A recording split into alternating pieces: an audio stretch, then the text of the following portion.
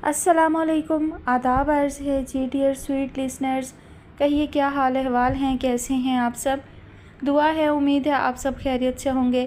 अल्हम्दुलिल्लाह मैं भी खैरियत से हूँ और नावल की नेक्स्ट एपिसोड के साथ हाज़िर हूँ। माज़रत ख़्वाह हूँ कि आपको जो है वो एपिसोड के लिए इंतज़ार करना पड़ा।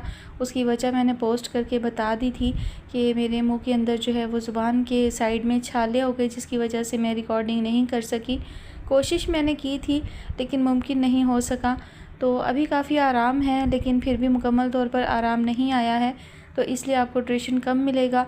दूसरा 9-10 मुहर्रम है, जिसकी वजह से अक्सर नेटवर्क की बंदिश हो जाती है, तो उसकी वजह से भी जो है मैं कम ड्यूरेशन के एपिसोड रिकॉर्ड करके फिर से फ़ौरन मुझे एडिट करना है और इसको मुझे अपलोड करना है, ताकि आप लोगों को एपिसोड मिल जाए और आपको मज़ीद इंतज़ार ना करना पड़े।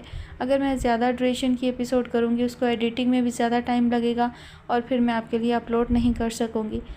तो बातें कम करते हैं, बढ़ते हैं एपिसोड की जानिब। इस नावल की फरमाइश जो है वो हमसे की है ज़ुनैरा ने। नावल का नाम है शाम रंग स्याह, मुसन्निफ़ा हैं एमल रज़ा, और आज आप सुनेंगे इसकी किस्त नंबर 9। सोग मर्ग में डूबी फ़िज़ा में जंग लगी आहनी घंटियाँ बजती चली जा रही थीं। फ़ानी ज़िंदगी की अब्दी मोहब्बत का काफ़िला दूर जा रहा था। सबीन वहीं खड़ी थी, एक परेशान हाल बुत की मानिंद। उसमें इतनी सक्कत ही बाकी नहीं बची थी कि वो काफ़िले वालों के साथ जाकर मिल जाए। उन जंग खुर्दा आहनी घंटियों पर लब्बैक कह दे। लक्कों तक सहरा में वो अकेली खड़ी थी। वो दोनों तरफ से फंस चुकी थी। काफ़िले वालों के साथ जाती तो आगे राहज़नों के हाथों लूट ली जाती, यहाँ ठहरती तो शिद्दत नार से मर जाती। वो नार जो मीरान के चेहरे से बरस रही थी, उसकी आँखों से, उसके तनफ़्फ़ुस से, उसके लहजे से। उसकी किस किस चीज़ में आग नहीं थी। सबीन जल जल कर राख हो रही थी। मीरान की आंखें सबीन के वजूद में गड़ती जा रही थीं और सबीन को कहीं जाए पनाह नहीं मिल रही थी। उन आँखों की धार ऐसी कटीली थी कि सबीन को महसूस हो रहा था कि कोई उसके हाथ पांव बांधकर नेज़ों से छलनी छलनी कर रहा हो। सबीन या बेलाडोना, क्या कहूँ मैं तुम्हें। मीरान एक एक लफ्ज़ चबा चबा कर बोला था। सबीन की पलकें उसके गालों से जुड़ गईं। उसे लगा उसने सारी ज़िंदगी नज़रें उठाकर दुनिया को कभी देखा ही नहीं और ना ही वो आइंदा कभी देख सकेगी। क्या ये वाकई तुम ही हो सबीन, या तुम बेलाडोना हो। सबीन सिर्फ तुम्हारा रूप है। मुजरिम बनी वो खामोश थी। अपनी सफाई में बोलने के लिए उसके पास कुछ भी नहीं था। अपनी तही दामनी का एहसास ऐसा ज़िल्लत आमेज़ था कि उसे महसूस हुआ इतनी गुर्बत उसने लाहौर के गणपत रोड में अपने घर में रहते हुए भी आज तक नहीं देखी, जितनी इन चंद लम्हों में देख ली थी। तुम असल में हो क्या सबीन, वो नफ़रत से पूछ रहा था। मीरान, ऐसी नकाब कुशाई जिसका उसने तसव्वुर भी नहीं किया था, उस पर उसका गला रुंध गया था। वो बमुश्किल मीरान का नाम पुकार सकी थी। मीरान उसकी शक्ल देखने लगा था। वो कब से उसकी शक्ल ही तो देख रहा था, मुख्तलिफ़ एहसासात से और मुख्तलिफ़ जज्बों से। पहले हैरत से, फिर बेयकीनी से, फिर नफ़रत से और अब लाताल्लुकी से। उसकी आंखों की तहों में कहीं आंसू दफन थे जो बाहर निकलने को बेताब हो रहे थे। बेचारगी में वो इस वक्त किसी उम्र रसीदा शख्स की मानिंद नज़र आने लगा था, होंठ काटते हुए ज़ब्त तन्हाई की इंतहा पर पहुंचा हुआ और मर्ग के नज़दीक। उसके होंठ गुलमहर के फूलों जैसे सुर्ख दहकते हुए और नमी वाले होंठ, जैसे वो कोई गाढ़ा मशरूब पीकर होंठ साफ़ करना भूल गया हो। तुम्हें पता है सबीन, मेरी माँ नशा करती है, हशीश का नशा। तुम्हें मैंने आज तक ये बात नहीं बताई क्योंकि मेरे नज़दीक ये ऐसी लानत थी कि मैं सोचा करता था जिस दिन तुम्हें मम्मी के बारे में ये सब पता चलेगा तुम मुझे छोड़ दोगी, और मेरे गुमान में भी नहीं था कि तुम खुद ये काम। बेचारगी से कहता वो किस पर तरस खा रहा था, सबीन पर या खुद पर। मैं हमेशा सोचा करता था कि अल्लाह के हर काम में उसकी कोई ना कोई हिकमत होती है। मम्मी को नशा करते देखकर सोचता था कि इस बुरे काम में खुदा की क्या हिकमत हो सकती है। अरसे से मैं खुदा के आगे ये सवाल रख रहा था और जवाब ना मिलने पर कुढ़ रहा था। मुझे अल्लाह की हिकमत आज पता चली है। उसने मेरी माँ को मेरी आजमाइश बनाकर मुझे एक गड्ढे में गिरने से बचा लिया है। गड्ढा, मीरान का इशारा सबीन की तरफ था। मोहब्बत के लाजवाल अरूज से वो पस्ती का बेमिसाल गड्ढा बन चुकी थी। मीरान, प्लीज़ मेरी बात सुनो, सबीन रुंधी हुई आवाज़ से बोली। गड्ढे में सिर्फ वही नहीं गिरा था, सबीन भी तो खाई में जा गिरी थी। तुम जानती हो आज मुझे मम्मी को डिनर नहीं करवाना था। मैंने तुमसे झूठ बोला था। मुझे तुम्हें डिनर पर लेकर जाना था, आज तुम्हें प्रपोज़ करना था, आज मैं तुम्हारे साथ वक्त गुजारना चाहता था कि हम दोनों मिलकर अपना मुस्तकबिल प्लान करें। कि ऐसे में अचानक मम्मी की तबीयत ख़राब हो गई। उन्हें उनकी रोज़ की डोज़ की तलब हुई और मुझे खौफ कि इस काम में भी अल्लाह की हिकमत थी। तुम तो यकीनन जानती होगी कि आदि नशावर के नशे का ख्याल भी ऐसे ही रखना पड़ता है जैसे किसी मरीज़ की दवाई का, क्योंकि अगर उन्हें बर वक्त उनकी तलब फराहम ना की जाए तो उनकी मौत भी वाक़या हो सकती है। इसलिए मुझे मम्मी के लिए जल्द से जल्द उनकी डोज़ का बंदोबस्त करना था। और देखो अल्लाह मुझे कहाँ ले आया, तुम्हारी हकीकत बताने। वो उसे चौक में बिठाकर कोड़ों से मार लेता, लेकिन ये तंज, खुदारा उसकी जान क्यों नहीं निकल जाती। मुझे यहाँ आते हुए डर लग रहा था। मैं समझ रहा था कि ये डर इस बुरे काम की वजह से है जो मुझे आज मम्मी की वजह से करना पड़ रहा है, जबकि हकीकत में मेरी किस्मत मुझे डरा रही थी। मुझे डर था कि पुलिस मुझे ना पकड़ ले, मुझे जेल ना हो जाए, लेकिन ये ज़्यादा अच्छा नहीं था कि पुलिस ही मुझे पकड़ लेती। नशा आवर चीज़ों की ख़रीद में मुझे उम्र भर की कैद हो जाती। वो सूरत हाल इस कदर अफसोसनाक ना होती जितनी ये है। अब तो मेरी बुरी तकदीर ने मुझे ऐसे अपने काबू में कर लिया है कि जहाँ से मुझे सारी ज़िंदगी ज़मानत मिल सकती है और ना रिहाई। वो लम्हे भर में ज़िंदगी भर का फ़ैसला कर चुका था। मैं एक ऐसी लड़की को शादी के लिए प्रपोज़ करने जा रहा था जो एक बदनाम गैंग का हिस्सा है और जो सबसे ये कहती है कि वो अमन नामी NGO में काम करती है। दुनिया में फितना फैलाकर वो अमन का नाम लेती है, मोहतरम उस्ताद का नाम लेकर कहती है कि वो उनके दीन की तबलीग करने यहाँ आती है। तुम्हें ऐसा झूठ बोलते शर्म नहीं आती थी सबीन? तुम शर्म से डूब नहीं मरती, मगर तुम्हें शर्म कैसे आती?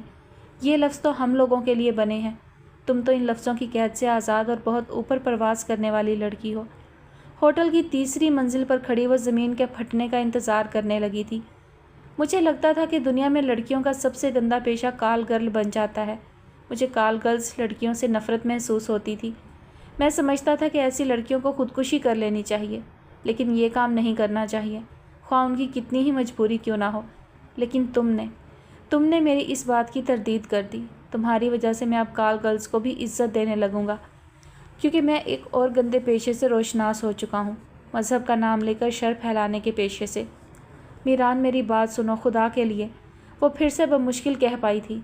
बोलो, मैं तुम्हारी एक बात सुनकर ही यहाँ से जाऊँगा सबीन, ताकि तुम्हें या मुझे ज़िंदगी भर ये शिकवा ना रहे कि हमने एक दूसरे को अपनी सफाई में बोलने का मौका नहीं दिया। तो बोलो Sabeen. Oh sorry miss belladonna, बोलिए, मैं सुन रहा हूँ। वो उसे अपनी सुनाने के लिए ही तो बेचैन थी, लेकिन अब उससे कुछ भी बोला नहीं जा रहा था। मैं इतनी बुरी नहीं हूँ मीरान। उसके होंठों से आवाज़ के बजाय आंसू निकले थे, वो भी रवानी से नहीं बल्कि आहिस्तगी से, जैसे उसके आंसू भी उससे लाताल्लुक हो गए हों। आज उन्होंने भी उसे सरे बाजार तन्हा छोड़ दिया था।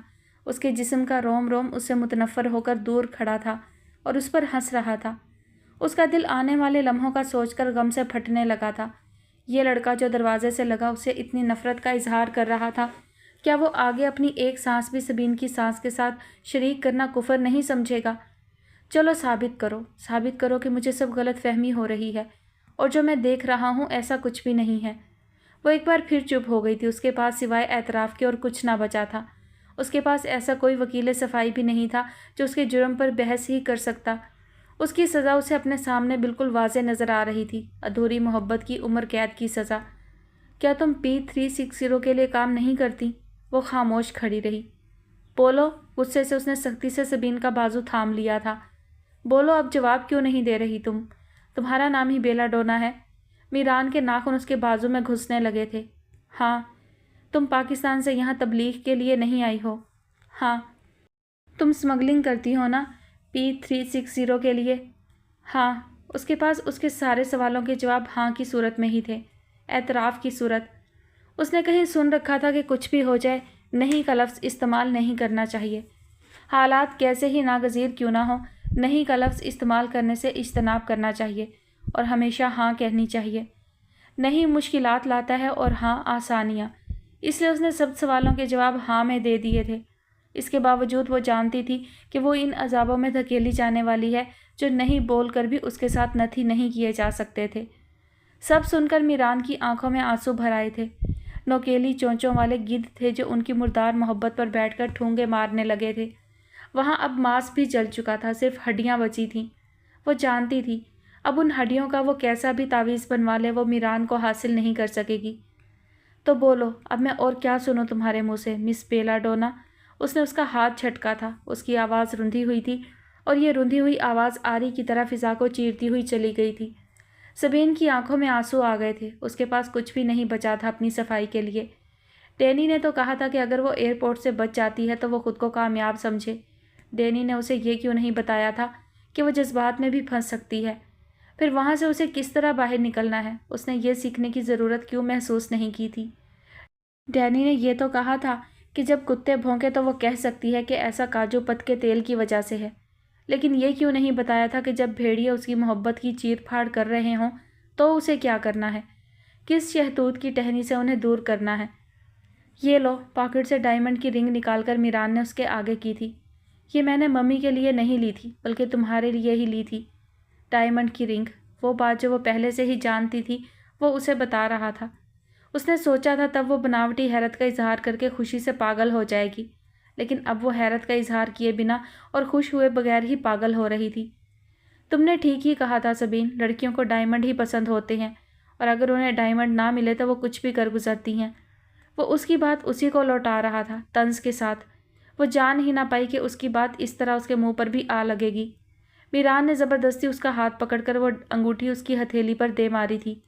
डायमंड, जिसे उर्दू में अलमास कहते हैं, ये अलमास एक बार फिर से उसके पास था। इस अलमास को पाने के लिए उसने क्या कुछ ना किया था। चूने के बेवजन ज़र्रों को उसने भारी अलमास में बदलने के लिए जान की बाजी लगा दी थी। उसे लगा उसकी ज़िंदगी भर की सारी खराबियों की जड़ ये अलमास ही रहा है। बाबा जिस चूने को अलमास पुरादा कहते थे, सबीन उस चूने को अलमास से भी बढ़ाकर नागमणि में बदलना चाहती थी। खाली खुली अलमास पर तो उसका गुजारा ही नहीं हुआ था, और नागमणि की चमक में डूबी उसकी आंखें इतनी बेखबर थीं कि बेध्यानी में अब उसी मणि वाले नाग ने उसे डसा था, और ऐसा डसा था कि अब उसे पूरी दुनिया से उसका मोहरा नहीं मिल सकता था। वो सरापा जहर आलूद हो चुकी थी। ये दे दो। उसने अब उसके हाथ से फैसल मस्जिद का मॉडल पकड़ लिया था और फिर बगौर उसे देखने लगा था। मसाजिद तो अमन का गहवारा होती हैं, और तुम इसके ज़रिए। खैर, मेरा अब तुमसे ये सब बातें करने का कोई हक़ नहीं है। मेरी माँ वहाँ मर रही है, उसके लिए ये बहुत ज़रूरी है। मोहब्बत तो मर ही चुकी है, बेहतर है कि मैं अब अपनी माँ को बचा लूँ। वो जाने के लिए मुड़ा। सबीन उसे रोकना चाहती थी, लेकिन उसके पास उसे रोकने के लिए कुछ भी नहीं था। ना वजाहत, ना ही कोई छुपा हुआ सच जो उसका भरम रख ले। मान तो टूट ही चुका था। उसने उसे आवाज़ देना चाही, और तभी उसे महसूस हुआ कि उसकी आवाज़ भी बंद हो चुकी है। उसका बुरा नसीब उसकी आवाज़ का गला घोंट चुका था। उसके हलक में रेत ही रेत थी। वहाँ मौत का फरिश्ता बैठ चुका था। फैसल मस्जिद के मॉडल की तरह मीरान उसकी सांसों की सरगम को भी अपने साथ ही ले गया था। बिना सांसों के उसका दम घुटने लगा था। वो चूने का एक ऐसा बेशकीमत बुत बन चुकी थी जो अगर टूट भी जाए तो उसे उसकी कीमत की बिना पर दोबारा टुकड़े जोड़ जोड़ कर बना लिया जाता है, लेकिन तब उसमें दरारें रह जाती हैं। उन्हीं दरारों के ज़रिए नमी और हवा उस बुत में दाखिल होती रहती है, और फिर एक दिन अचानक बिना किसी ज़र्ब, बिना किसी वजह के वो बुत एक बार फिर खुद ब खुद ही टूट कर नीचे गिर जाता है। गिरकर टूटने और टूटकर गिरने के दोनों अमल के बाद उस बुत की बेशकीमती 2 कौड़ी पर आ जाती है। जब रशीद ने उसे तलाक दी थी तो तब वो गिरकर टूटी थी, और अब जब मीरान ने उसे छोड़ा तो वो टूट कर गिरी थी। उसकी कीमत 2 कौड़ी की भी नहीं रही थी, वो जानती थी। कमरे की मौत जैसी खामोशी में सबीन ने सुना एक आवाज़ सब पर भारी हो रही थी, उसके दिल की तेज़ धड़कनों पर भी। चक्की चलने की आवाज़, घू घू घू घू। फ़िज़ा की सबसे बड़ी चक्की का कुतब किसी नादीदा हाथ ने घुमा दिया था। नफ़रत अंगेज़ आवाज़ चारों तरफ फैल रही थी। अम्मा दूर कहीं खलाओं से सबीन को देखती हुई उस पर तंजिया हंसी हंस रही थीं। मोहब्बत की पहली किरण अनकबूत की मानिंद होती है, अपनी नाजुक अंदामी पर लर्जा, और आखिरी कोहे आतिश के लावे जैसी, सब चलाकर राख कर देने वाली। जैसे बुझने से पहले दिया भरपूर तरीके से फड़फड़ाता है, लेकिन मोहब्बत में आखिरी किरण की नौबत ही क्यों कर आती है? क्या मोहब्बत एक गैर फ़ानी जज्बा नहीं है, या ये हमारा ही कोई अमल होता है जो इस गैर फ़ानी जज्बे को भी कत्ल कर देता है और हम मकतूल की सफ़ों में जा खड़े होते हैं? आप तो जानते ही हैं कि मैं एदादो शुमार में सदा की कोरी रही हूँ। मुझे लगा था कि मैं किरण किरण जोड़कर अपनी ज़िंदगी का एक सूरज मुरतब कर रही हूँ। मैं अपने अमल और आमाल से बेबहरा रही। भूल गई थी कि मोहब्बत के सूरज पर जब नफ़रत का ग्रहण लगता है तो फिर वो सारी ज़िंदगी को स्याह करके रख देता है, और फिर किसी सुबह की नवीद बाकी नहीं रहती। उसने अपनी लिपस्टिक को नोच नोच कर उतार दिया था, जो उतरने से ज़्यादा फैल गई थी, और उसने उसके गालों को उसकी मोहब्बत की तरह बदसूरत कर दिया था। कानों में पहने बुंदे, नेकलेस उतारते हुए उसने खुद को ही नोच डाला था, जिस बायस उसकी गर्दन में और कानों पर खून की सुर्ख धारियाँ पड़ गई थी। अगरचे खून नहीं निकला था, लेकिन फिर भी वो लहू लहान हो गई थी। नोकदार हील वाले जूते, कैसी डगमगाई थी वो उनमें कि अब उससे उठा ही नहीं जा रहा था। अम्मा ठीक सोचती थी कि ऊंची हील के जूतों में लड़कियां तवाइफ लगती हैं। उसने ज़िद में सबसे ऊंची हील ली थी और मीरान ने उसे कहा था कि वो उसकी नज़र में इतनी बुरी हो गई है कि अब वो तवाइफ को भी शरीफ समझने लगा है। मिस बेलाडोना, मीरान की आवाज़ उसके कानों के पर्दे फाड़ रही थी। क्या था उस आवाज़ में? कितना रंज था, दुख था, गुस्सा था और सबसे बढ़कर नफरत थी। 3360 की एजेंट। वो वॉशरूम में चली गई और उसने शावर का नल पूरी तरह से खोल दिया। बाहर की शदीद सर्दी के बावजूद उसे अंत की गर्मी का एहसास हो रहा था। कोई उसे जैसे जहन्नुम की आग में धकेल रहा था। वो धार छोड़ते पानी के नीचे खड़ी हो गई, जो उसे इतना नोकदार लग रहा था कि उसका जिस्म काट रहा था। मिस बेलाडोना, मिस बेलाडोना की सदा लगाता हुआ वो चला गया था, कभी ना वापस आने के लिए। वो जानती थी उस पर आग बरसाकर वो बुझाना भूल गया था, और आग थी कि उसे जलाकर ख़त्म नहीं कर रही थी, बल्कि झुलसाकर तड़पा रही थी। इतना दुख उसे तब भी नहीं हुआ था जब रशीद ने उसे सब मेहमानों के बीचों बीच खड़े खड़े तलाक दे दी थी।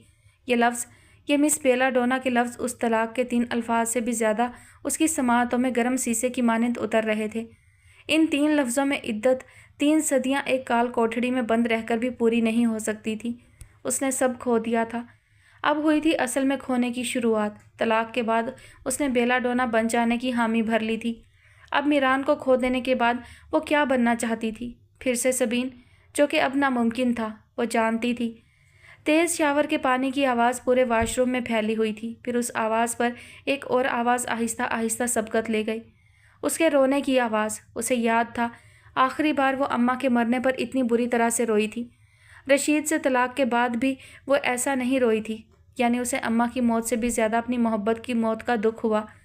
वॉशरूम से बाहर उसका फ़ोन बार बार वक्फे वक्फे से मुसलसल बज रहा था। लाहौर से बाबा की कॉल आ रही थी, लेकिन उसे इस वक्त मिस बेलाडोना के अलावा और कुछ भी सुनाई नहीं दे रहा था। ये लें, आप इसे ही तलाश कर रही थी ना? रबीका के कमरे में आकर उसने एक पैकेट वहाँ की तरफ बढ़ाया था। हशीश से भरा हुआ वो पैकेट ऊपर से बेहद मैला कुचैला था। उस पैकेट में क्या था वो बाहर से ही देखकर बता सकती थी। मारे शर्मिंदगी के रबीका अपने बेड से चिपक कर रह गई थी। मीरान ने खुद ही उस पैकेट को उसके बेड की साइड टेबल पर रख दिया था और फिर खुद बाहर जाने लगा था। उसकी चाल में शिकस्तगी ही शिकस्तगी थी। रबीका ने चौंक कर मीरान को देखा था। थोड़ी सी देर में ऐसा क्या हो गया था? वो क्यों एकदम से इतना टूटा हुआ बिखरा हुआ नज़र आने लगा था? तुम गए नहीं? रबीका ने उसे पूछा था। असल बात की तरफ रबीका का ध्यान अब गया था। नहीं, वो कहीं और ही देख रहा था। रबीका ने हैरत से उसे देखा था तो उसके अंदाजे दुरुस्त थे। वो वाकई टूट चुका था। क्यों, क्या हुआ है? रबीका उठकर उसके पास आई। मीरान का चेहरा उसने अपने हाथों में थाम लिया। पापा की ये टाई मुझे रास नहीं आई मम्मी, जैसे उन्हें रास नहीं आई थी। उसने गोल्डन टाई उतारते हुए भीगी आवाज़ में कहा और वहाँ ही बेड पर बैठ गया। उसके इस तरह बैठने से रबीका की जान निकल कर रह गई थी। क्या हुआ? उसने इनकार कर दिया क्या? काश वो इनकार ही कर देती। फिर क्या कहा है उसने? रबीका परेशान हो रही थी। वो उन लड़कियों में से निकली मम्मी जिन्हें सिर्फ डायमंड पसंद होते हैं। रबीका कुछ ना समझते हुए उसकी तरफ देख रही थी। वो डायमंड की चमक को तो पसंद कर लेती हैं, उसे हाथ में तो पहन लेती हैं, लेकिन ये भूल जाती हैं कि वही डायमंड जिस्म पर सजने के बजाय जिस्म में उतर जाए तो मौत का बाइस बन जाता है। मीरान, रबीका कुछ नहीं समझ रही थी, फिर भी वो अपने बेटे को अपने सीने से लगाना चाहती थी। मैं अपने कमरे में जा रहा हूँ, प्लीज़ मुझे तंग मत कीजिएगा। मैं तुम्हें कैसे ना तंग करूँ? तुम मुझे जानकनी में छोड़कर जा रहे हो।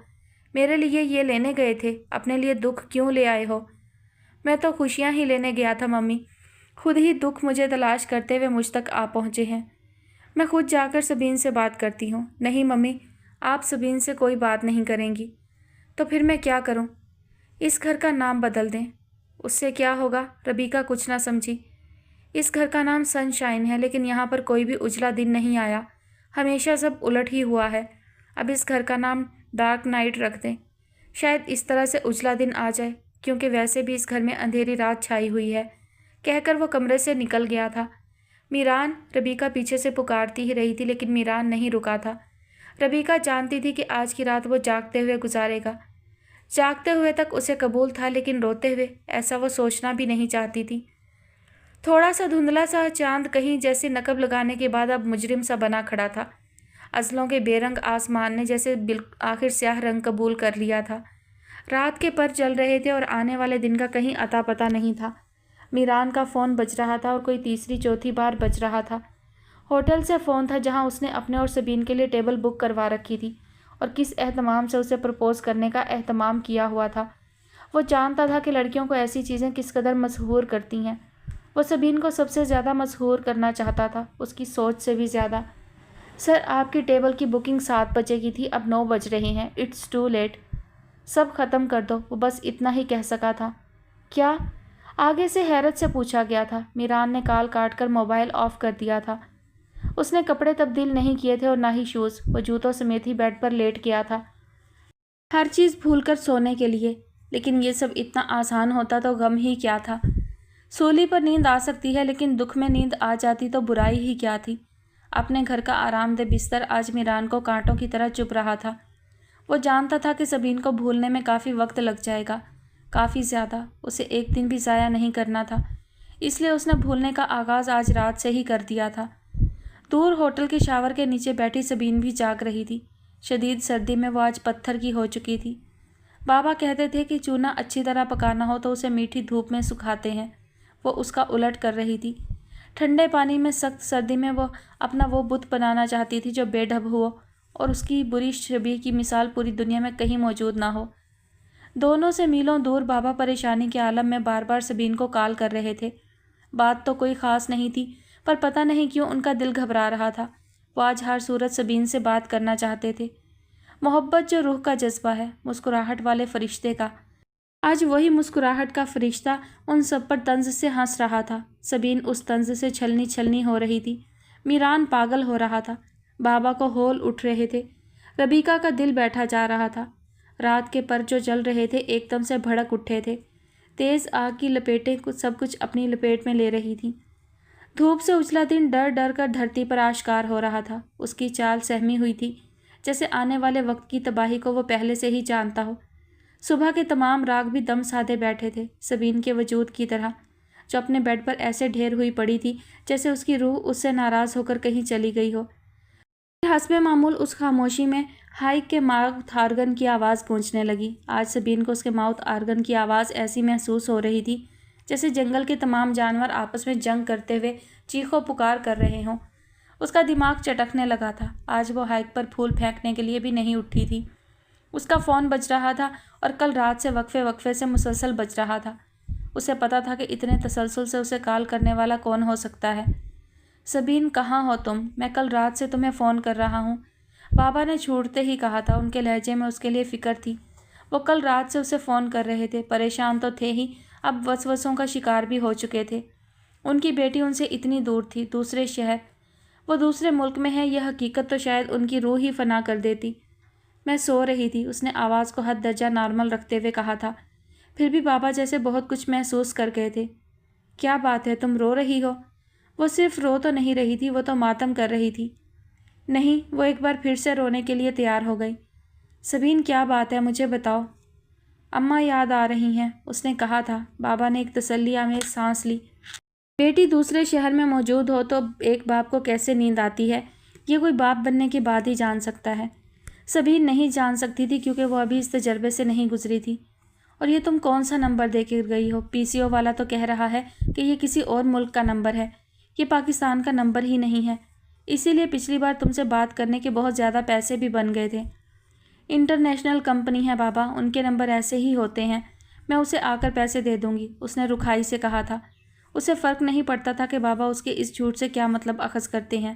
سبین، جی بابا، تم ٹھیک نہیں ہو، مجھے ایسا کیوں لگ رہا ہے؟ تمہارا یہ رونا ماں کی جدائی کا رونا نہیں ہے۔ اس سے کیا فرق پڑتا ہے بابا کہ میں ٹھیک ہوں یا نہیں؟ یہ ماں کی جدائی والا رونا ہے یا کسی اور چیز کا؟ میری تسلی کرو میری جان، نہیں تو میری جان نکل جائے گی۔ کس بات کی تسلی چاہتے ہیں آپ بابا؟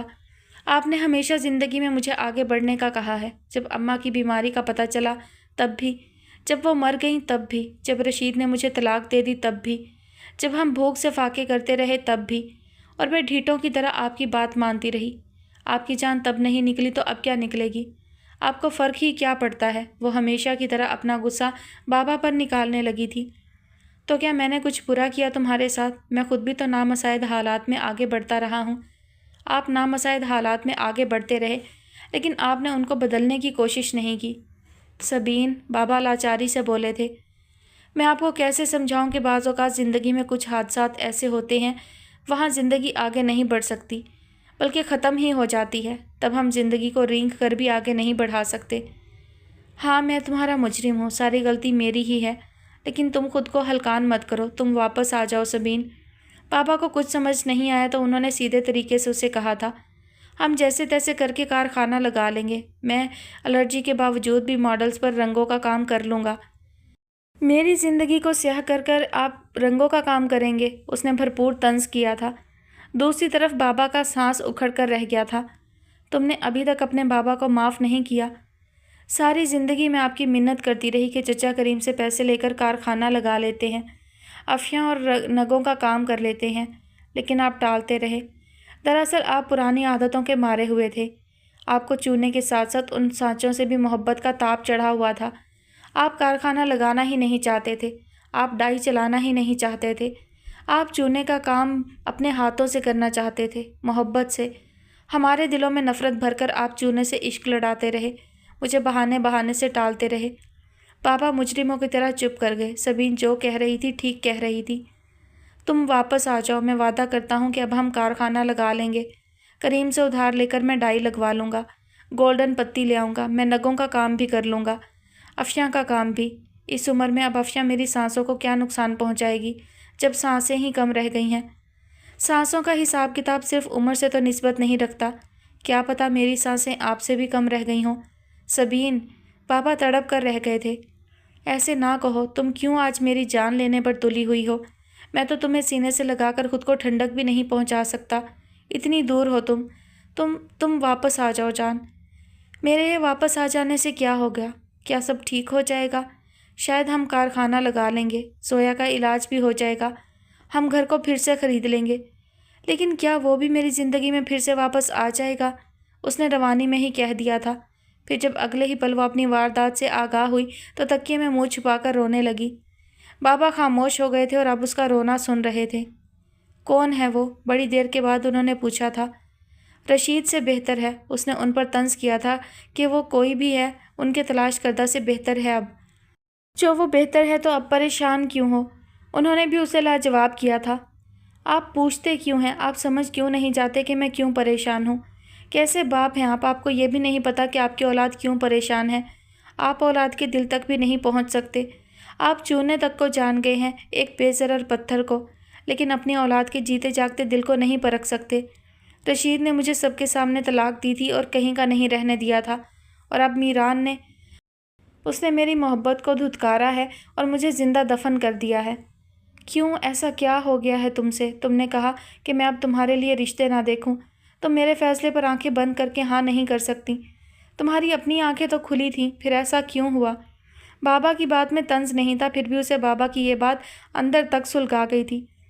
شاید اب تم نے جان لیا ہو کہ کوئی باپ کبھی بھی اپنی اولاد کا برا نہیں چاہتا، یہ تو بس حالات ہوتے ہیں، جو حالات کو کبھی آپ قابو میں نہیں کر سکے۔ برے حالات میں مجھے دھکیل کر آپ کہہ رہے ہیں کہ میری آنکھیں تو کھلی تھیں۔ ہاں، میری آنکھیں کھلی تھیں اور ان میں سوائے اپنی زندگی کے رونے کے علاوہ کچھ نہ تھا، اور نہ ہی اب ہے۔ ان میں گھر کی پریشانیاں تھیں، چھوٹی بہن کی خراب دماغی حالت تھی، وہ بھوک تھی، حسرتیں تھیں، خواہشیں تھیں۔ میں کیسے دیکھتی کہ میں سیدھے راستے پر ہوں یا غلط راستے پر؟ وہ پوری بات نہ بتا سکی اور زاروں قطار رونے لگی تھی۔ کیا کہا ہے اس نے تم سے؟ مجھے بتاؤ۔ میں نہیں بتا سکتی، میں طلاق کے وقت بھی نہیں بتا سکتی تھی، چھوٹی کو دیکھتی ہوں تب بھی کچھ نہیں بتا سکتی، اور اب آپ کو بھی نہیں بتا سکتی۔ اس نے فون بند کر دیا تھا اور تکیے میں منہ چھپا کر پھوٹ پھوٹ کر رونے لگی تھی۔ بابا پر تو غصہ اس نے نکال دیا تھا، لیکن اب اپنی خود ترسی کس پر نکالتی جو اسے توڑ کر رکھ رہی تھی۔ بہار کا پیلا سرسبز اور گہرا دن پورے فارم ہاؤس پر چھایا ہوا تھا۔ حد نگاہ پھیلے ہوئے صنوبر کے درخت قد آدم کھڑکی سے اندر جھانک رہے تھے۔ ان کا سبزہ اتنا جاذب نظر اور اس قدر روشن تھا کہ پورا جنگل کمرے میں اترا ہوا محسوس ہوتا تھا۔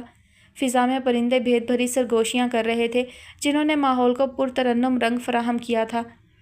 پیٹرسن نے اپنی شرٹ کے بٹن کھولتے ہوئے اسے اپنے جسم سے الگ کیا تھا اور اس نے اپنے دونوں ہاتھوں کو اپنے سر کے پیچھے جوڑ لیا تھا۔ اس کا خوبصورت بدن کھل کر آشکار ہوا تھا۔ چوڑی چھاتی پر سنہری بال چمک رہے تھے، شانے کی گولائیاں گردن کو چھو رہی تھیں، بازو کی مچھلیاں کھچاؤ سے کسی چٹان کی طرح سخت ہو گئی تھیں، جنہیں دیکھتے ہوئے لمحے بھر کو دائنا کا تنفس تعطل کی لپیٹ میں آیا تھا۔ مرتبان میں جھونکے نکالتے ہوئے اس کے ہاتھ کانپ گئے تھے۔ اتنا خوبصورت مرد اس نے اپنی زندگی میں کبھی نہیں دیکھا تھا۔ وہ بڑی مقدس نظروں سے پیٹرسن کو دیکھ رہی تھی۔ اپنی پوری زندگی میں دائنا یہ کام کرنے کبھی کسی کے گھر نہیں گئی تھی۔ جھونکے لگانے کا کام اس نے جب کیا تھا سنبل کے درختوں کی چھاؤں تلے بیٹھ کر ہی کیا تھا، لیکن آج صبح جب کچھ لوگوں نے اسے کہا کہ اسے ایڈم راہل کے پاس جانا ہے تو وہ خوشی خوشی راضی ہو گئی تھی۔ ایڈم راہل جیسی بلند پایہ شخصیت کو وہ بھلا کیسے انکار کر سکتی تھی؟ اور اب چور نظروں سے ایڈم کو دیکھتے ہوئے وہ سوچ رہی تھی کہ ایڈم کو دیکھنے کے لیے بھی اس کا وضو کے ساتھ ہونا بھی ضروری ہے۔ کیسا پاک دل والا تھا یہ جوان، اس کی روح بھی یقیناً ایسی ہی پاکیزہ ہوگی۔ دائنا کی یہ غلط فہمی جلد ہی ختم ہونے والی تھی۔ پیٹرسن دائنا کی ایک ایک جنبش کو پرکھ رہا تھا، وہ اس کی آنکھوں میں جھانک رہا تھا۔ بچپن سے جوانی تک کے سفر نے اس کی آنکھوں میں کوئی رد و بدل نہیں کیا تھا، وہ ابھی بھی ویسی ہی تھی جیسی پیٹرسن اپنے بچپن میں دیکھا کرتا تھا، کس قدر بڑی، روشن اور چمکدار، جیسے اس کی آنکھیں سورج کی کرنوں کی ہمجولی ہوں۔ کیا دائنا کو احساس تھا کہ اس کی آنکھیں دیکھ کر کوئی بھی مرد اس پر فدا ہو سکتا ہے؟ ان آنکھوں کے جہاں میں جھانک کر وہ اپنی دنیا بھول سکتا ہے۔ اگر اسے اندازہ ہوتا تو وہ یقیناً اپنی آنکھوں کا نقاب کیے رکھتی، یا شاید اسے اندازہ تھا اور غرور بھی، تبھی تو وہ اپنی پلکوں کو ایک ادا سے کھولتی اور بند کرتی تھی، یا یہ ادا بھی اس کی لاعلمی کی مرہون منت تھی۔ دائنا نے شیشے کے مرتبان میں سے ایک چونک نکال کر پیٹرسن کے سنہری بالوں سے بھرے سینے پر رکھی تھی۔ ایک آہ سی پیٹرسن کے وجود سے نکلی جسے دباتے ہوئے وہ مسکرا اٹھا تھا۔ دائنا کے ہاتھ کا لمس جادو انگیز تھا۔ ایما کے بعد یہ واحد لڑکی تھی جس کا لمس جادو انگیز تھا۔ باہر صنوبر کے درختوں پر برفانی ہوائیں چھانے لگی تھیں، لہراتے پتے منجمد ہو رہے تھے، شاخوں کے دانت بچنے لگے تھے، راگ گاتے پرندوں کے گلے بیٹھنے پر آ گئے تھے۔ اجلے دن پر نہ جانے کس جادوگر کا بس چل گیا تھا کہ سب پر سایہ پھیلنے لگا تھا۔ دور کہیں کوئی دیوانہ ماؤتھ آرگن بجا رہا تھا۔ ہمیشہ کی طرح آج بھی اس کا راگ کامل منحوسیت کی انتہا پر پہنچا ہوا تھا۔ حسب معمول پیٹرسن کو اس راگ سے ایک بار پھر ایما یاد آ گئی۔ اس کے سینے پر چونکیں رکھی جا رہی تھیں اور ایک ایک چونک پر اس کی سسکاری اس کے وجود میں دفن ہو رہی تھی۔ چونکوں کے دانت کچھ ایسے بھی نوکیلے نہیں ہوتے کہ وجود کو چیخ بنا دیں، لیکن اپنی یادوں میں وہ ایک ایسے سفر پر تھا جس میں اسے لگ رہا تھا کہ اس کے جسم پر بہت سے سانپ چپکے ہوں اور اسے ڈس رہے ہوں۔ تڑپ کر اس نے کروٹ بدلنی چاہی تھی لیکن بدل نہیں سکا تھا۔ تب اس نے خود کو بے حد بے بس پایا تھا، جیسا ایک بار بچپن میں محسوس کیا تھا۔ ایما کہاں ہے؟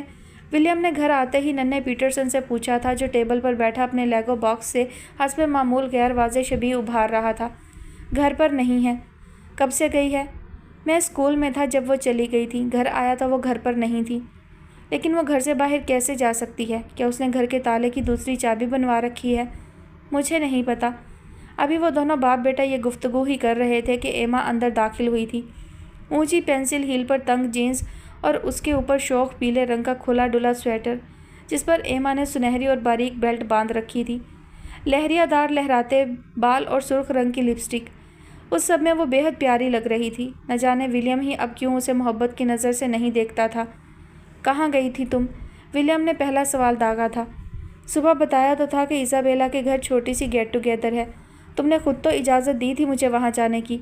ایما نے بے نیازی سے کندھے اچکا کر کہا، جہاں تک مجھے یاد پڑتا ہے مجھے تو یہ بھی نہیں یاد کہ تم نے ایزابیلا کے گھر جانے کا ذکر کیا تھا۔ تم شیو کر رہے تھے، لگتا ہے بے دھیانی میں ٹھیک سے تم نے میری بات سنی نہیں۔ تمہارے پاس گھر کی چابی کہاں سے آئی؟ کیا ہو گیا ہے ولیم؟ تم نے خود تو دراز میں سے دوسری چابی نکال کر مجھے دی تھی۔ ایما نے بڑے طریقے سے جھوٹ بولا تھا۔ دراز میں سے چابی نکالنے کی چوری کو ولیم کے سر ہی ڈال دیا تھا۔ ولیم سوچ میں پڑ گیا تھا۔ ایزابیلا نے کھانا بھی دیا ہے، میں گرم کر کے لاتی ہوں۔ ایما اپنے دور پر ولیم کو مطمئن کر کے اندر چلی گئی تھی۔ ولیم یاد کرنے کی کوشش کر رہا تھا کہ ایما نے صبح اس سے ایسا کوئی ذکر کیا بھی تھا کہ نہیں۔ پیٹرسن اپنے لیگو باکس سے کھیلتا ہوا ولیم کو دیکھ رہا تھا۔ اندر واش روم میں ایما اب نہاتے ہوئے گنگنا رہی تھی۔ پاپا، پیٹرسن ولیم کے پاس گیا تھا۔ ولیم نے سوالیہ اس کی طرف دیکھا تھا۔ ممی آپ سے جھوٹ بول رہی ہیں۔ ولیم نے چونک کر ننھے پیٹرسن کی طرف دیکھا تھا۔ وہ روز آپ سے جھوٹ بولتی ہیں، وہ روز گھر سے باہر جاتی ہیں۔ آپ جب آفس سے یہ دیکھنے کے لیے فون کرتے ہیں کہ وہ گھر پر ہیں کہ نہیں، تو انہوں نے مجھے ہدایت دی ہوئی ہے کہ میں فون اٹھا کر ریکارڈ شدہ کیسٹ کے پاس رکھ دوں جہاں ممی کی آواز ریکارڈ ہے۔ وہ آپ کی دراز سے گھر کی دوسری چابی چرا کر باہر جاتی ہیں۔ اکثر ان کے دوست اس گھر میں بھی آ جاتے ہیں۔ ممی ان کے آنے پر میک اپ کرتی ہیں، نیا لباس پہنتی ہیں، پھر وہ جانے سے پہلے ممی کو پیسے دے کر جاتے ہیں۔ پچھلے دنوں ایک عجیب سا پاگل لڑکا آیا تھا۔ اس نے مجھے بھی چھونے کی کوشش کی، مجھ سے زبردستی کرنے کی کوشش کی۔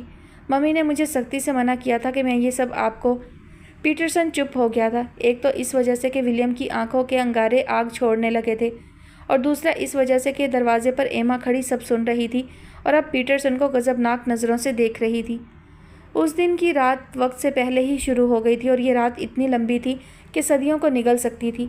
ایک ایک ضرب پیٹرسن کے کورے بدن پر ایسے پڑ رہی تھی جیسے وہاں سانپ اپنے پھن مار رہے ہوں۔ ایما اسے اپنے بیلٹ سے مار رہی تھی جیسے تھوڑی دیر پہلے اسے ولیم نے مارا تھا، اور اتنا مارا تھا کہ ایما کے جسم سے جگہ جگہ سے خون نکل آیا تھا۔ پیٹرسن ایما کی دسترس سے دور ہونا چاہتا تھا، اپنا آپ بچانا چاہتا تھا، لیکن چھوٹے سے گھر میں وہ جہاں جہاں بھی جا رہا تھا ایما جھٹ اسے دبوچ لیتی تھی۔ پیٹرسن کے جسم سے جا بجا خون نکلنا شروع ہو چکا تھا، لیکن ایما نے یہ سب نظر انداز کیا ہوا تھا۔ اس کی آنکھوں میں اس کے اپنے ہی خود ساختہ دکھ تھے۔ کتنی مشکل سے اس نے اس سارے کام کو رازداری دی تھی۔ ولیم کی نظر میں پاک دامن رہ کر وہ چپکے چپکے یہ کام کر رہی تھی، تھوڑے بہت پیسوں سے اپنی ننھی ننھی خواہشات پوری کر رہی تھی، اور پیسے ملتے ہی کتنے تھے اس کام میں۔ ایسے کون سے پیسے تھے کہ وہ اپنے لیے محل تعمیر کروا لیتی۔ ایک اچھی برانڈ کی نیل پالش اور لپسٹک کی خواہش کس لڑکی کو نہیں ہوتی؟ اکثر وہ اپنے گاہکوں سے ہی کہہ دیا کرتی تھی کہ وہ اس کے لیے آتے وقت فلاں برانڈ کی نیل پالش لے آئیں، hair spray, lip gloss, mascara یا آئی شیڈز۔ اسے پیسے دینے کے بجائے باہر سے کھانا کھلا دیں، پین کیک، پیزا یا ایسا ہی کچھ۔ خوش قسمتی سے کوئی زیادہ ہی دیالو قسم کا گاہک نصیب ہو جاتا تو وہ اسے اپنے لیے ڈریس لانے کا کہہ دیا کرتی تھی۔ کتنی چھوٹی چھوٹی خواہشات تھیں اس کی، اور اس پیٹرسن نے سارا کام خراب کر دیا تھا۔ ولیم نے اسے جس بے دردی سے مارا تھا، اب اگر وہ خود اسے اس کام کی اجازت دیتا بھی تو عین ممکن تھا کہ وہ اگلے 6 ماہ تک یہ کام کر ہی نہ سکتی۔ اب وہ پیٹرسن کو مار کر اپنا بدلہ لے رہی تھی۔ پیٹرسن ایما کی چھوٹی سی چمڑے کی بیلٹ سے پٹتا جا رہا تھا۔ یہ وہ بیلٹ لیڈیز کی ہونے کی وجہ سے باریک تھی اور پیٹرسن کے وجود پر کوڑے کی طرح لگتی تھی۔ پیٹرسن کو ایسے محسوس ہوتا تھا جیسے اس کے جسم پر بہت سے سانپ چپکے ہوں اور اپنا زہر اس کے وجود میں منتقل کر رہے ہوں۔ پیٹرسن زہریلا ہو رہا تھا۔ وہ جتنا ایما کے واروں سے بچنا چاہتا تھا، ایما اتنی ہی شدت سے اسے پیٹنا جاری رکھے ہوئے تھی۔ پیٹرسن کی شدت سے خواہش تھی کہ وہ ایما کا ہاتھ تھام لے یا اس کی گردن، لیکن اس کی دسترس میں دونوں ہی نہیں آ رہے تھے۔ مار اسے ادموا کر رہی تھی۔ پھر ایسا ہوا کہ ایک وقت میں اس نے بچنے کی کوشش ترک کر دی۔ ایما کے لیے اب اسے مارنے میں کوئی رکاوٹ نہیں تھی۔ پیٹرسن اپنا دفاع نہیں کر رہا تھا، اس لیے وہ پوری شدت سے اس پر اپنا غصہ اتارتی جا رہی تھی، ساتھ ساتھ وہ اسے گالیاں بھی دیتی جا رہی تھی۔ بے ہوش ہونے سے پہلے اپنی باقی ماندہ طاقت کو جمع کرتے ہوئے پیٹرسن نے ایک دم سے وہ تیز تیز چلتا ہوا ہاتھ تھام لیا تھا۔ ڈائنا چونک کر پرے ہوئی تھی۔ پیٹرسن نے جس طریقے سے اس کا ہاتھ تھاما تھا، اس پر کسی بھی لڑکی کا یہی رد عمل ہو سکتا تھا۔ ڈائنا نے جیسے نیند سے جاگ کر جھرجھری سی لی تھی اور اب وہ حیرت سے ایڈم کو دیکھ رہی تھی۔ کیا یہ محض اتفاق تھا یا ایڈم نے واقعی ہی اسے چھونے کی کوشش کی تھی؟ ایڈم سے یہ توقع کرنا سراسر گناہ تھا۔ ڈائنا نے بڑے نامحسوس طریقے سے اپنا ہاتھ الگ کروایا تھا اور پھر سے خود کو کام میں منہمک کرنے کی کوشش کی تھی، جس میں وہ ناکام رہی تھی۔ ایما کی یاد کی ساری تلخی کو پیٹرسن نے ایک مسکراہٹ کے راستے ختم کیا تھا۔ اب وہ محبت سے ڈائنا کو دیکھ رہا تھا۔ ڈائنا اچھل کر بیڈ سے اتری تھی۔ شیشے کا مرتبان لکڑی کے فرش پر جا گرا تھا۔ کانچ ٹوٹ کر دائیں بائیں بکھر گئے تھے۔ پانی نے سارے فرش کو بھگو دیا تھا اور دور کھڑی ڈائنا ایڈم کو ایسے دیکھ رہی تھی جیسے کسی بھول کو دیکھ رہی ہو۔ اپنی جگہ پر حیرت زدہ تو پیٹرسن بھی تھا۔ جیفرسن نے تو کہا تھا کہ ڈائنا پیشہ ور ہے، پھر اب وہ ایسے کیوں پیش آ رہی تھی جیسے وہ اس کے ساتھ کچھ غلط کر رہا ہو، جیسے اس کے ساتھ یہ سب پہلی بار ہو رہا ہو۔ کیا ہوا؟ اس نے ڈائنا سے پوچھا تھا، اور ڈائنا انکار میں ایسے سر ہلانے لگی تھی جیسے مایوسی سے اس کی جان نکلی جا رہی ہو۔ کیا ہوا ڈائنا؟ لگتا ہے تم نے مجھے پہچانا نہیں۔ یاد کرو مجھے، میں تمہارا دوست ہوں۔ बचपन में डैड के साथ आया करता था, याद करो, मैं तुम्हें सुंबल के फूल इकट्ठे कर कर के दिया करता था। तुम्हारी आंखें, ये मुझे कभी नहीं भूली। डायना ये मुझे कभी नहीं भूलती। वो एक बार फिर से डायना के पास हुआ था। उसने डायना की आंखों को देखा। मेरे करीब मत हो सर एडम, मैं आपकी बहुत इज्जत करती हूँ और मैं तुमसे मोहब्बत चाहता हूँ। डायना ने पीटरसन की तरफ ऐसे देखा जैसे वो दिल ही दिल में उसके मुंह पर थूक रही हो। मेरे पास आओ डायना, तुम्हें पूरी कीमत दी जाएगी। तुम घबरा क्यों रही हो? बल्कि असल से भी ज़्यादा, मैंने आज तक किसी का हक नहीं रखा। मैं थूकती हूँ आपके पैसों पर। पीटरसन ने हैरत से उसे देखा था। ये डायना क्या कह रही थी और क्यों? जेफरसन ने तो कहा था कि वो एडम का नाम सुनते ही पुरजोश हो गई थी, फिर अब क्या बुरा लग रहा था उसे उस सब में? क्यों, ऐसा क्या किया है मैंने? पीटरसन ने मोहब्बत से उसका हाथ थामना चाहा था। मैं कहती हूँ मुझे हाथ मत लगाइए, दूर हो जाइए मुझसे, डायना चिल्लाई थी। लेकिन वजह तो बताओ। वो उसे खुद से दूर जाने ही नहीं दे रहा था। उसे औरतों से दिलचस्पी ही कब रही थी। बड़ी मुश्किल से उसने खुद को इस काम के लिए राज़ी किया था। जेफरसन ने कहा था कि उसे औरत का तजर्बा ज़रूर करना चाहिए। इस तरह वो एमा से नफ़रत की शिद्दत को किसी और लड़की की तलब के जज्बे में बदल सकता है। पीटरसन ने अब की बार जेफरसन की बात मान ली थी और अब ये डायना भी। आप क्या हैं एडम, क्या हैं आप? डायना बेयकीनी और दुख से उसे देख रही थी। तुम्हारे बचपन का दोस्त, देखो पहचानो मुझे। डायना का हाथ पकड़कर उसने अपने चेहरे पर फेरा था। जब डायना ने एडम को एक धक्का दिया था, खुद से अलग करके वो यकटुक एडम को देखने लगी और दुख से सर हिलाने लगी थी। फिर जैसे होने वाले वाक़े का यकीन आते ही वो तेज़ी से दरवाजे की तरफ भागी थी, लेकिन दरवाज़ा लॉक था। वो जल्दी से खिड़की की तरफ गई थी। अगले ही पल उसने खिड़की खोल दी थी। वो क्या करने लगी थी, ये बात समझने में अब कोई इब्हाम नहीं रह गया था। खिड़की के खुलते ही दूर गूंजते किसी माउथ आर्गन की आवाज़ भी कमरे में उतरी थी। पीटरसन ने अपने कानों पर हाथ रख लेने चाहे थे। वो आगे बढ़कर खिड़की को बंद करना चाहता था और डायना को इस काम से रोकना चाहता था जो वो करने वाली थी। डायना, तुम क्या कर रही हो? वो जल्दी से डायना के पास हुआ था। उसने उसे पकड़ना चाहा। डायना उसके बाजुओं में मचली थी। छोड़ दे मुझे सर एडम, तुम्हें वापस जाना है तो तुम दरवाजे के रास्ते जा सकती हो, पीटरसन ने बावकार अंदाज से कहा था। लेकिन डायना को जैसे अब एडम की बात पर यकीन नहीं रहा था। इज्जत बचाने के लिए वो बदस्तूर अपनी कोशिश जारी रखे हुए थी। जेफरसन, डेविड, आर्क, पीटरसन ने चिल्लाते हुए सबको पुकारा था। डायना इस सब का मतलब भी कुछ और ही समझी थी। एडम से उलझते हुए खौफ उसके चेहरे पर फैलने लगा था। दूर गूंजा कोई माउथ आर्गन अब फार्म हाउस के उस कमरे के ऐन नीचे आ गया था जहां वो दोनों मौजूद थे और आपस में दस्तराजी कर रहे थे। माउथ आर्गन बजाने वाला वो कोई और नहीं, हाइक ही था, डायना का भाई। हाइक, डायना ने चिल्लाते हुए हाइक को पुकारा था, जबकि वो जानती भी थी कि उसका भाई गूंगा और बहरा है। क्या कर रही हो तुम पागल लड़की? मैं कह तो रहा हूँ कि तुम दरवाजे के रास्ते वापस चली जाओ, फिर चिल्ला क्यों रही हो? डेविड, जेफरसन, कहाँ मर गए हो सब? पीटरसन ने मचलती हुई डायना के मुंह पर एक सन्नाटेदार थप्पड़ मारा था, जिससे पीटरसन की वहशत झलकती थी। डायना की जोर आवरी में मजीद कुव्वत आ गई थी। दोनों एक दूसरे के साथ गुत्थम गुत्था हो रहे थे। हाइक, डायना ने खिड़की की शेल्फ पर पड़ा टाइम पीस नीचे दे मारा था जो हाइक के सर पर लगते लगते बचा था। माउथ आर्गन का सांस थमा। हाइक ने सर उठाकर ऊपर खिड़की की तरफ देखा था। खिड़की के मंजर ने उसे अपनी जगह साकत कर दिया था। ऊपर एक लड़की किसी आदमी से उलझ रही थी। आदमी के सीने पर जोंकें लगी हुई थी और जोंकों का काम सिर्फ उसकी बहन करती थी। सारी बात समझने में हाइक को एक लम्हा भी नहीं लगा था। हाइक, डायना ने फिर चिल्लाते हुए उसका नाम पुकारा था। मदद करो, वो चिल्ला रही थी। हाइक सुनना नहीं जानता था, लेकिन समझना जानता था। वो समझ सकता था कि डायना उसे क्या कह रही है। इसके बावजूद वो अपनी जगह साकत खड़ा रहा था। वो ज़िंदगी भर इतना दरवेश रहा था कि सब देखते हुए भी उसे लग रहा था कि उसे कोई गलत फहमी हो रही है। वो इतना सुस्तल वजूद था कि अब उसमें एकदम से फुर्ती आ ही नहीं रही थी। डायना, आराम से मेरी बात सुनो, पीटरसन ने तरीके से बात करना चाही। मुझे लगता है हम दोनों को कोई गलत फहमी हो रही है। मुझे बताया गया था कि तुम काल गर्ल हो। और पीटरसन ने जेफरसन की बताई बात डायना से कही थी और डायना ने उसकी तरफ ऐसे देखा था जैसे वो उसका मुंह नोच लेगी। काल गर्ल के अल्फाज किसी गाली की तरह उसके पूरे वजूद को तपा गए थे। गुस्सा, नफ़रत, तैश, गज़ब। इस लफ्ज़ के बदले में वो एडम को कत्ल कर देना चाहती थी। नीचे हाइक खड़ा सब देख रहा था। एक मर्द को जो एक लड़की को अपनी तरफ खींच रहा था और एक लड़की को जो उस मर्द से बचने की कोशिश कर रही थी। लड़की तो उसकी बहन थी और मर्द एक वहशी। अपनी बेबसी पर हाइक की आंखों में पानी भर आया। उसकी दो माजूरियों ने उसके अंदर एक तीसरी खामी को भी परवान चढ़ा दिया था, कम हिम्मती को। اس میں کسی 6 سال کے بچے جتنی بھی بہادری نہیں تھی۔ اسے نہ زندگی کی پرواہ تھی اور نہ دنیا والوں کی۔